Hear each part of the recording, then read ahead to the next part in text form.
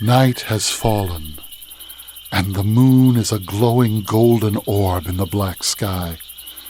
See how it shines on the dark back roads of America, and on one road in particular. Come with us, and we'll take a walk down the Moonlit Road, for the night is waiting, and the moon is full. The Moonlit Road presents Episode 25, The Bell Witch Cave, written by Craig Dominey and Babs Bagriansky, and told by Babs Bagriansky.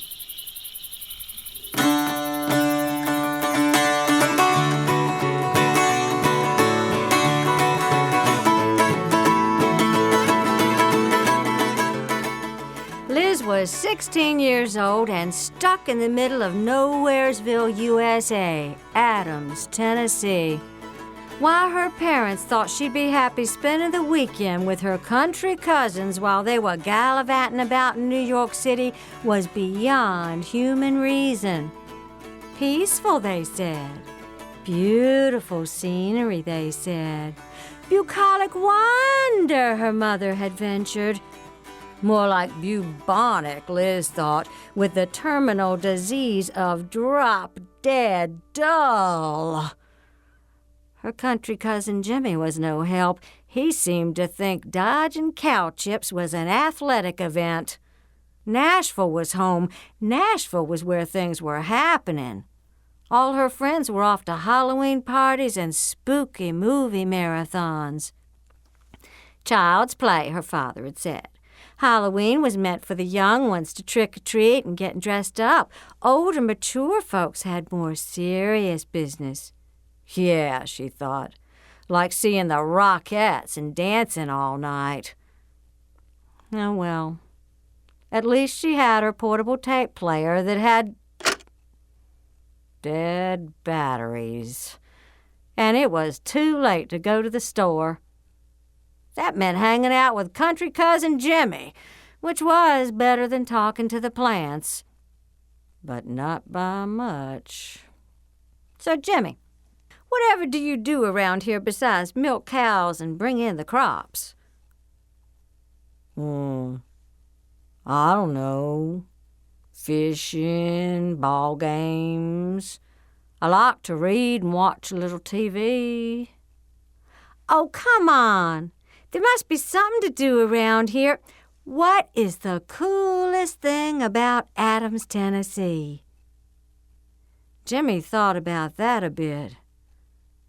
And finally he said, well, we got the Bell Witch Cave. Liz thought, now that's worth talking about. Why is it called the Bell Witch Cave, Jimmy? He seemed right reluctant to talk about it.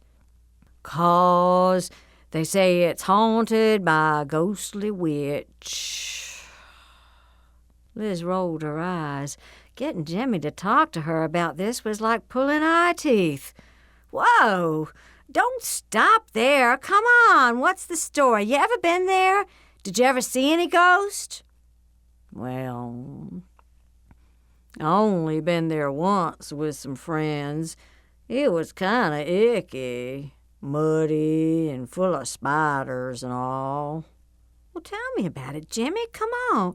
Will you get with the program? Jeez. So Jimmy, he sat down, and this is the story he told.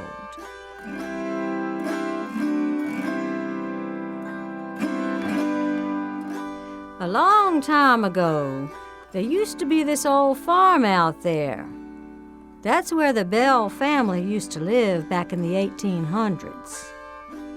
They were pretty successful farmers, had a nice house, slave quarters and all, and they went to church every Sunday, and everybody in town liked them.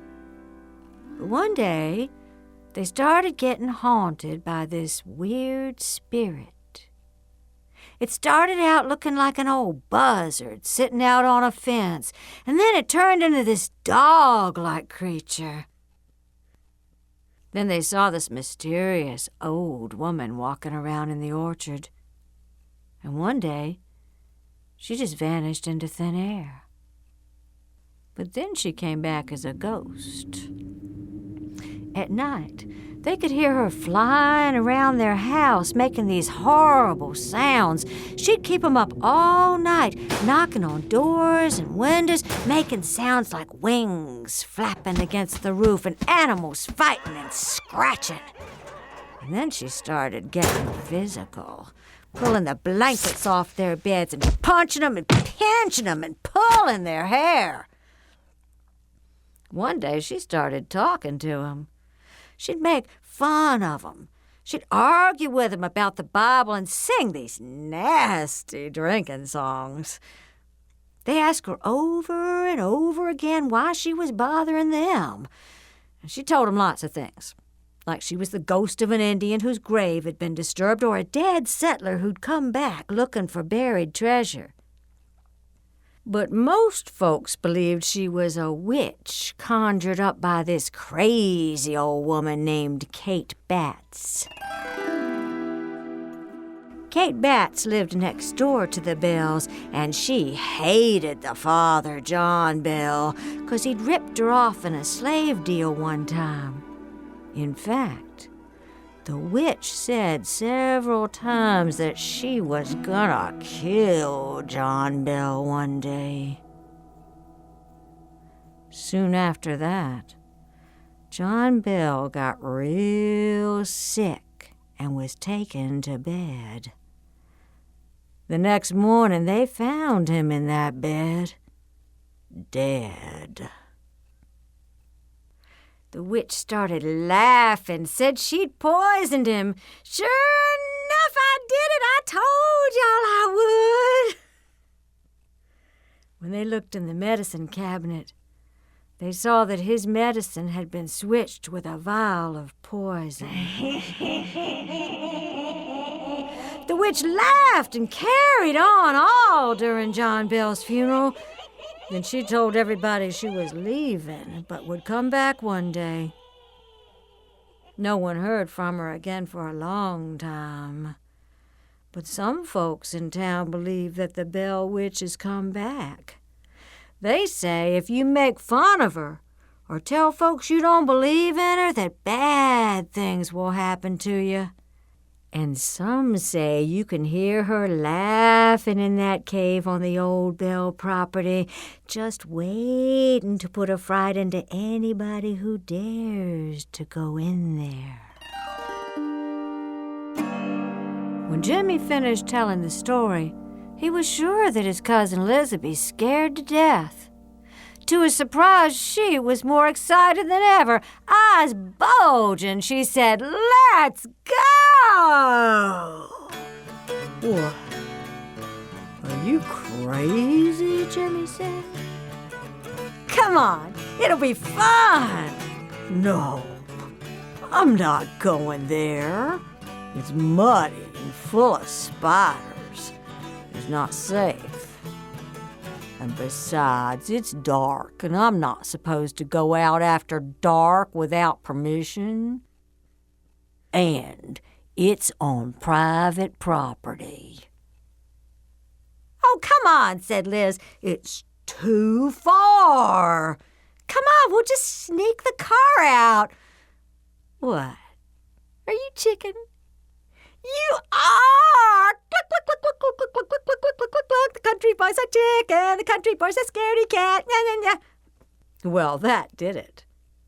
Jimmy wasn't about to be called chicken by no girl, especially his holier-than-thou city-fied cousin.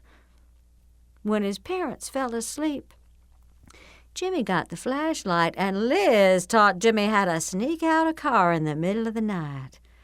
They pushed it out of the drive and then down the road a bit and started that engine away from the house.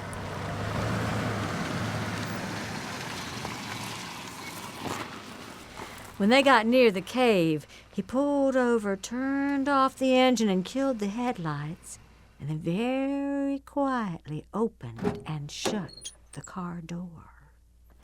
As they crept past the landowner's darkened house, they hid themselves in shadows away from the bright moonlight.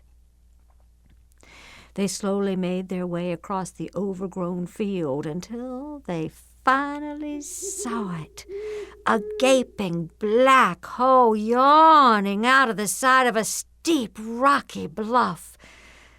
They climbed up the slope, and Jimmy held back a bit, but Liz barreled inside, more excited than ever. Jimmy sighed, entering more slowly with the flashlight. They squeezed their way down that tight, winding tunnel. They saw eerie rock formations, stalactites and stalagmites, and darkness. Water was dripping everywhere, and they made squishing sounds as their feet moved through the muddy floor bottom. They heard rocks plopping and sucking sounds, but no witches laughing or moaning. Liz kept on going forward, and Jimmy had to follow till they reached a tiny crack between two massive fallen boulders. Liz squeezed through, but Jimmy couldn't fit. She mockingly called out, "Here we are, you old bell witch! Come out, wherever you are! Ooh. Guess she's out painting the town, Jimmy." Jimmy was really getting tired of this cocky cousin of his. He had risked his neck sneaking out, going on private property, and all just to prove he wasn't scared for some stupid reason. And now he really was scared. He handed Liz the flashlight and said, "You can stay if you want. I'll wait outside." Liz laughed after him, and she just continued into that cave, where she saw more strange rock formations in beautiful colors and shapes.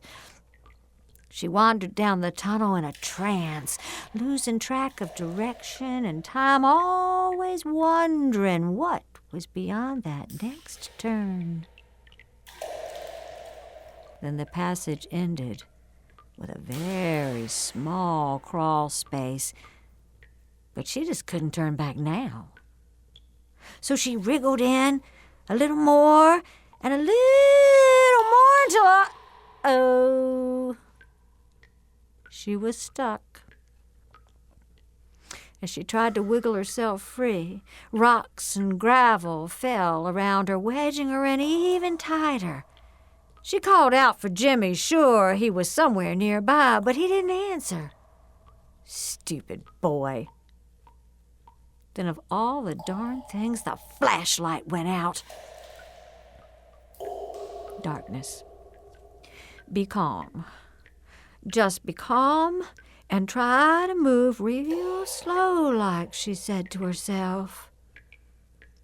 But she was really scared now. Then she started hearing eerie sounds moving toward her. There were scratching noises, and what sounded like someone gasping for air, then a scraping sound like feet dragging on the cave floor. "Jimmy, I'm stuck. Pull me out of here. Come on." There was no answer. "Jimmy, come on. Quit playing games. Fun is over." There was still no answer.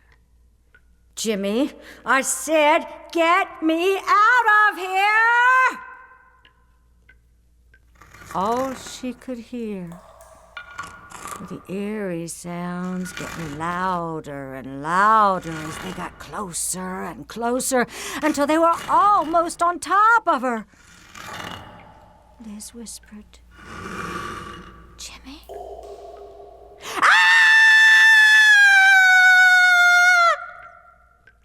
She felt Two massive, cold, scaly, non-human hands grabbed her legs. They yanked her out of that passage like a cork out of a bottle and dragged her deep into the bowels of the cave. Everywhere was dark.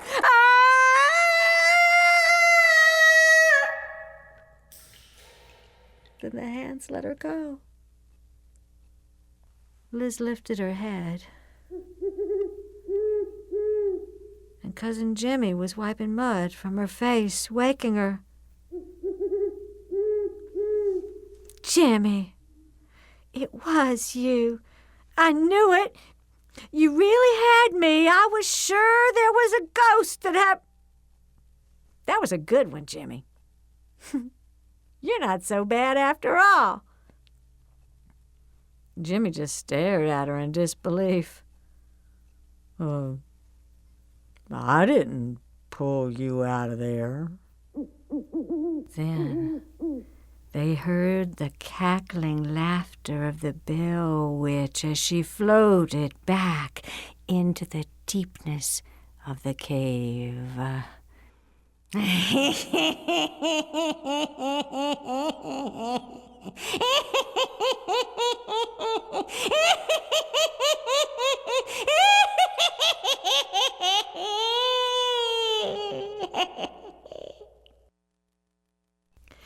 It took them one split second before they began to run in terror as fast as their legs could back to that car, driving out of there like lightning, never looking back. And though that old Bell Witch may return to the cave now and then, Liz and Jimmy never will. And that's the story of the Bell Witch Cave.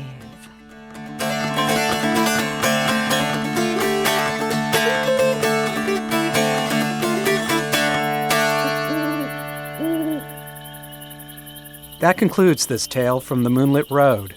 Be sure to visit our website at themoonlitroad.com to find out more about our stories and let us know how we're doing. The Moonlit Road is produced and directed by Craig Dominey, recorded and soundscaped by Henry Howard in beautiful Stone Mountain, Georgia. Thanks for listening, and we'll see you next time.